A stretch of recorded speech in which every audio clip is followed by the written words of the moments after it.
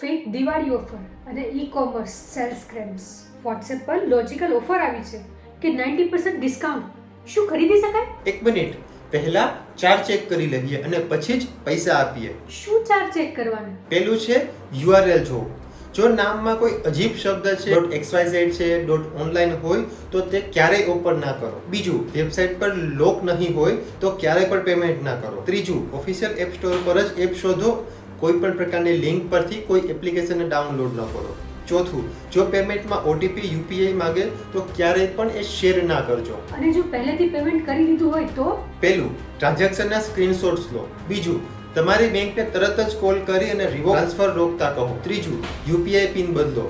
ચોથું, cyber crime portal પર report કરો. હવે હું વિચારીને જ ખરીદીશ. તો મિત્રો, કોઈ પણ લિંક ખોલતા પહેલા યુઆરએલ ચેક કરો અને પેમેન્ટ પહેલા લોક અને HTTPS જોઈએ.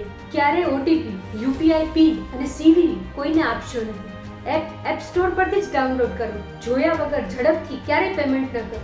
જો શંકા હોય તો ઓફિશિયલ નંબર પર પૂછી લેવું. જો સ્કેમ થાય તો આપણે શું કરવું? પહેલું છે, સ્ક્રીનશોટ અને ટ્રાન્ઝેક્શનની જે રિસિપ્ટ હોય છે એને સાચવું. બેંક યુપીઆઈ એપમાં જઈને તરત જ રિપોર્ટ અથવા તો ચાર્જ બેક માટે કહો.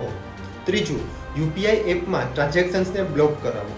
ચોથું, ગૂગલ પ્લે અથવા તો એપ સ્ટોર પરથી જ કોઈ પણ પ્રકારની એપ્લિકેશનને ડાઉનલોડ કરો. પાંચમું, નજીકના સાયબર ક્રાઇમ પોલીસ સ્ટેશનમાં ફરિયાદ કરો. સાયબર મિત્રની સાયબર સુરક્ષા ટિપ્સ કે પહેલા લિંક ચેક કરો.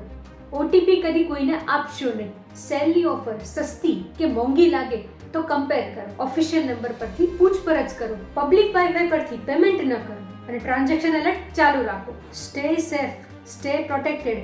જય હિન્દ.